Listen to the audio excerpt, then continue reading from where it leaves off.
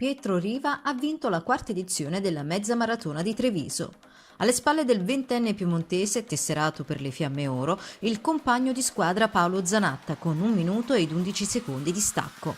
Il trevigiano di Volpago del Montello ha corso con il simbolo del lutto per la morte del papà avvenuta in settimana e a lui ha dedicato il piazzamento, puntando il dito al cielo all'arrivo.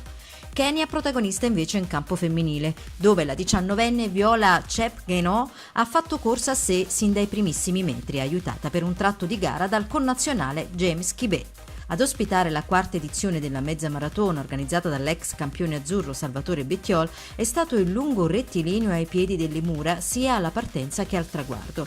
Tra il centro storico, lo spettacolare tratto di corsa sulla Restera, con il Sile a indicare la strada agli atleti, la mezza di Treviso offre come sempre una vera e propria cartolina lunga 21 chilometri.